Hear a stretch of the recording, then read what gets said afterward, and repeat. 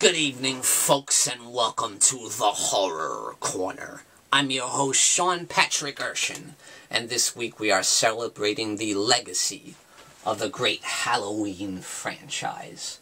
That's right, 40 years. This is the 40th anniversary of Halloween.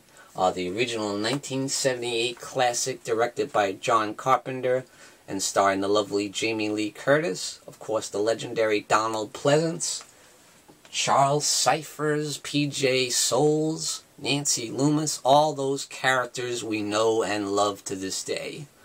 So the original 1978 classic was amazing, and that's the reason why we love this franchise to this day, and we love the legacy of Halloween. So we're going to celebrate that by talking about the past, present, and future of the Halloween franchise.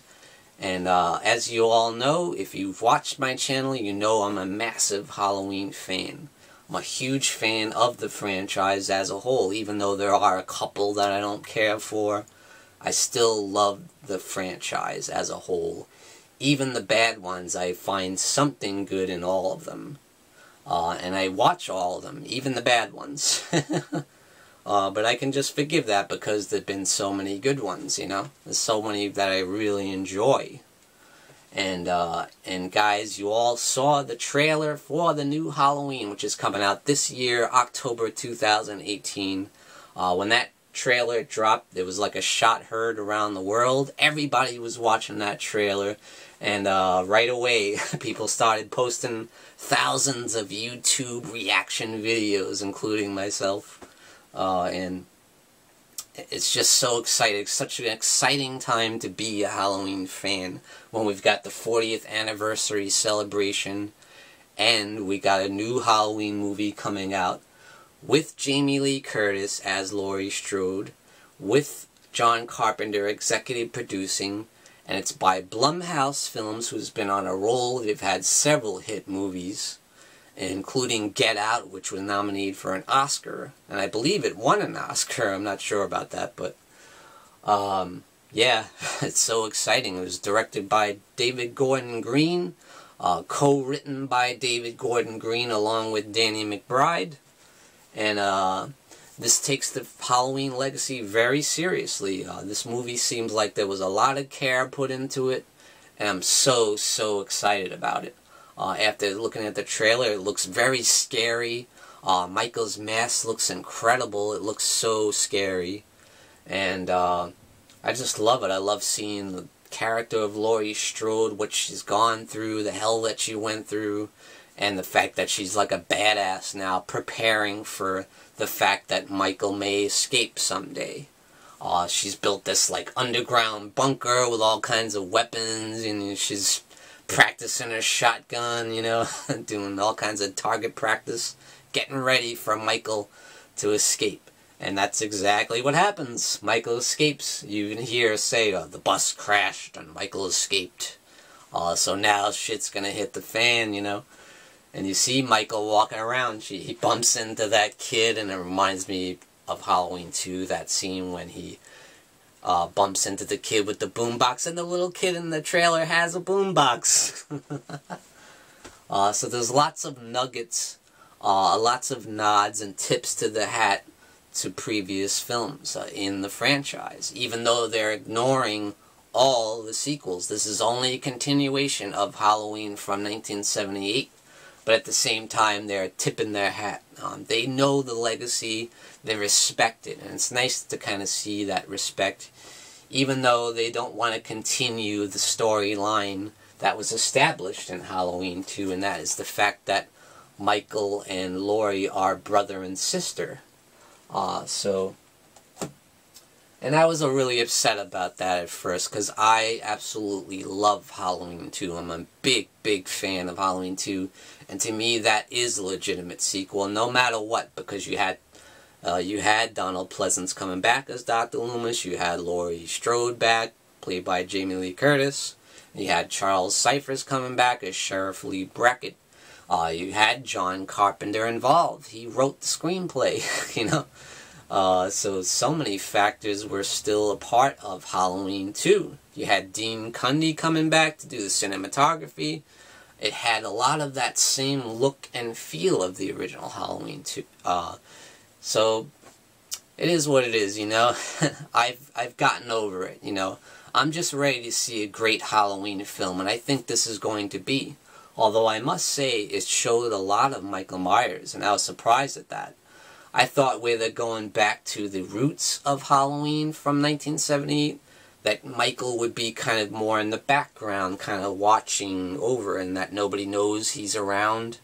But here he seems very much at the forefront in this trailer. That shows a lot of Michael Myers. It shows him that scene in the bathroom. It shows him putting on the legendary mask. It shows him walking around town. It shows him that scene with the girls trying to shut the closet, which was a very scary scene, I must admit. That got me, you know. And she shuts it one more time and he's there, you know. That was awesome. But I gotta say, the mask looks absolutely awesome. It looks like a weathered version of the original Halloween mask from 1978. And it just looks great. I love the detail of it. It looks scary as hell. Michael looks scary as hell, and this movie looks scary. So that's what I'm really pumped and I'm really excited for. Now, let's talk a little bit about the future of Halloween. So that's right, we're going to go through the past, present, and future. So right now I'm going to talk about the future, or possible future, of Halloween. Now, is there going to be a sequel to this new film? That's a big lingering question in a lot of the fans' minds. Is this just going to be a one-shot? Are they going to wrap it all up in this one movie? I kind of find that hard to believe. If this movie does really well, if it's a big hit, I can't imagine they're not going to do a sequel. I mean, yeah, it may not have John Carpenter involved. We know that Jamie Lee Curtis is not going to come back for another one. We know that John Carpenter is not going to come back for another one. But Michael could come back. You got James Jude Courtney could play him in the next one. Who's playing him in this one? We know Nick Castle is definitely not going to come back because he's getting too old. But James Jude Courtney is not too old. He could certainly return as Michael, and David Gordon Green could come back to direct it. Danny McBride could come back and co-write it again. And you could have Judy Greer returning. You could have Andy Matichak returning to continue the legacy. I think they will definitely wrap up the Laurie Strode storyline in this one. I don't think she's going to make it to the next film. I think she's probably going to really do a number on Michael this time, but I think she's going to give her life in the process. And I think somehow Michael is going to survive. And I think they're probably going to wrap it up in this next one, though. I think they're going to wrap up Michael's legacy in the next film, and they're going to wrap up Laurie's legacy in this film. And I think that would be a perfect capping point for the Halloween franchise. Let's not drag it on to 4, 5, 6, and another whole series of films and water it down, milk it, you know. But I noticed in talking and seeing the Hallow stream that was done by Drum Dubs and Dave McCrae and Mike and Jay from We Watched a Movie, that YouTube live stream they did a couple weeks ago. That was awesome, by the way. They were talking a lot about what the future could be, you know. And Dave McCrae mentioned that they could do like a Halloween 3 style, you know, Season of the Witch anthology series, where each one could be a different story, and they're all loosely tied to the Halloween franchise. It could work, I think, but I'm not sure, you know, because Halloween 3 did not work. It was a bomb. But I think when people think of Halloween, they think right away of Michael Myers and Laurie Strode. If you don't have either one of those people, if you don't have Dr. Loomis or any of the characters from the original Halloween, I don't think it's going to work, you know. That's the thing. You got to have one of those classic characters at least. So that's what I think could work in a future series. They could have a movie just about Dr. Loomis. It'd be called Loomis. And I think that could work. They could make a movie just about Dr. Loomis. They can make a movie just about Laurie Strode, have somebody else play her, but they could make a movie about Laurie Strode. They could make a movie about Jamie Lloyd's character, bring Danielle Harris back to do a one-shot Halloween movie where maybe she's the killer, you know? It'd be like continuing from Halloween 5 and 4 and 5 and all that. You could do all kinds of possibilities for just one-shot Halloween movies. A Dr. Loomis movie, a Laurie Strode movie.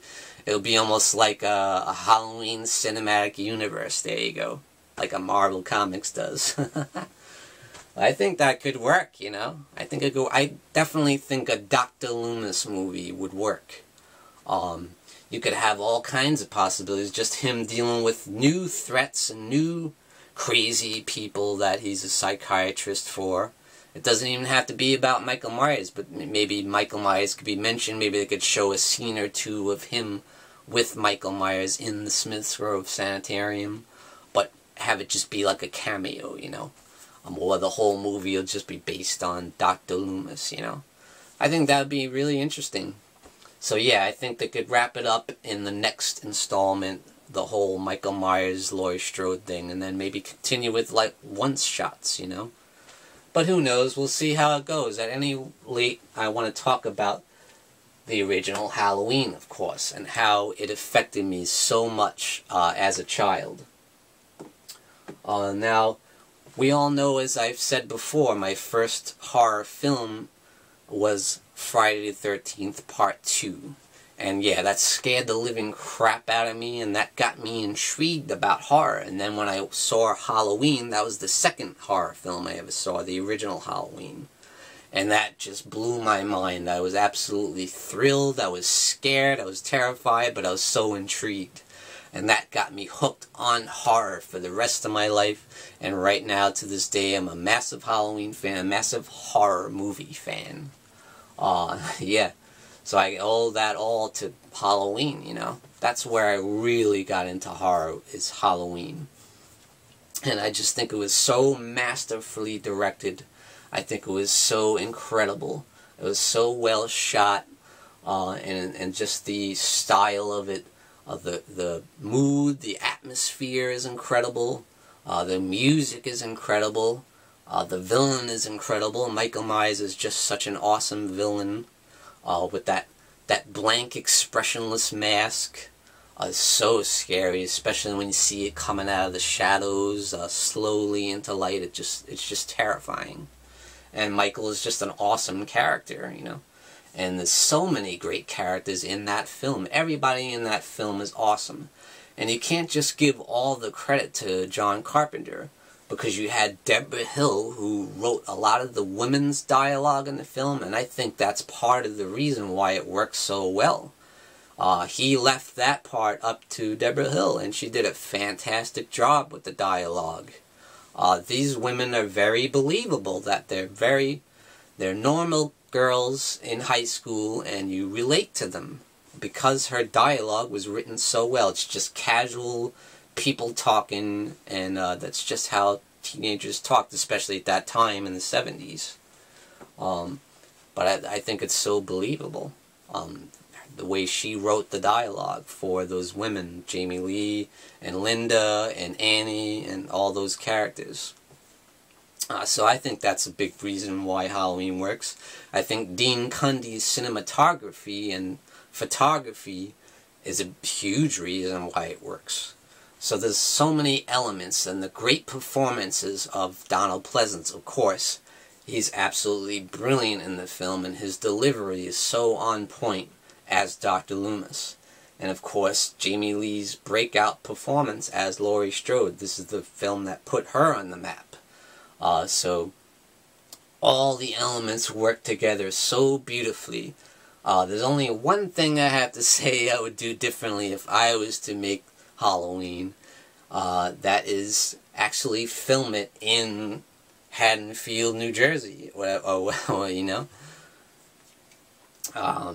I would actually have it filmed somewhere up north, like New York or Massachusetts, or somewhere where there is actual fall, instead of somewhere down south where there's palm trees and they had to spread bags of leaves around, you know.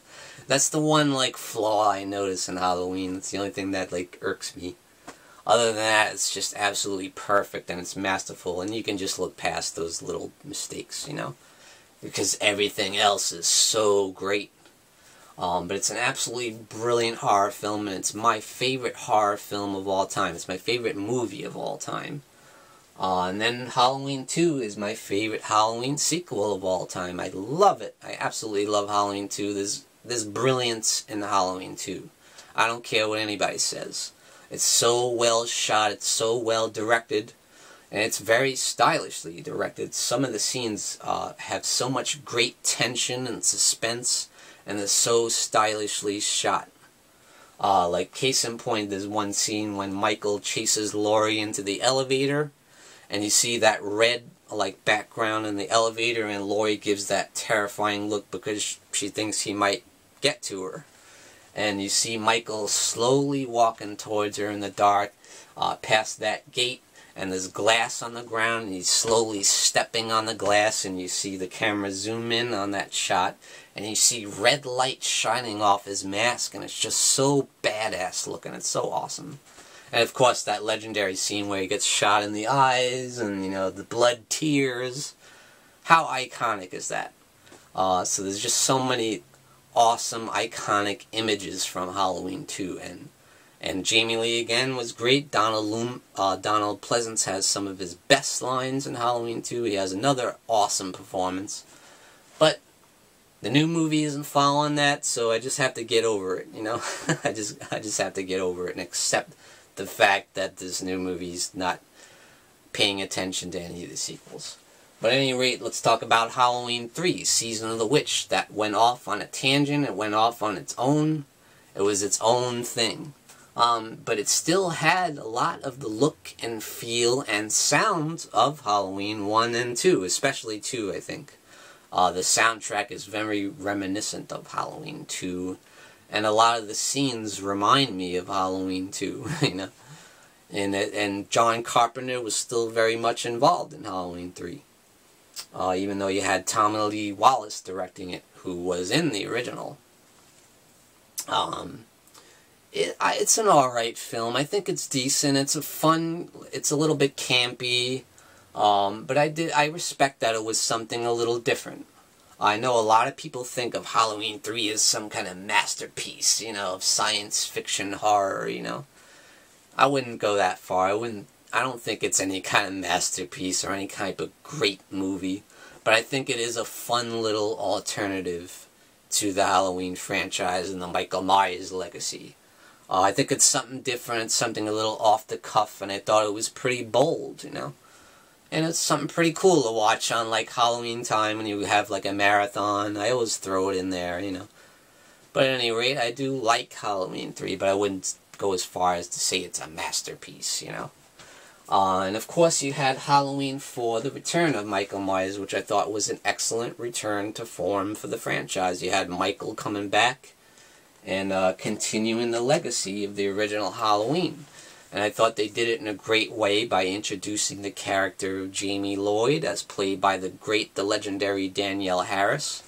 And she also returned for the sequel Halloween 5, which a lot of people hate on, and I don't get it. Yeah, the Tina character is kind of annoying at times, but at least she had a personality. Yeah, there are some bad performances and there are some throwaway characters, but I think there is a lot of great scenes in that movie. You know, there's a lot of scary scenes. There's a lot of scary scenes of Michael stalking, like, Rachel, when that scene when he's, like, in the closet, staring at her and creeping on her, you know. There's a lot of creepiness in Halloween 5 that I think people forget.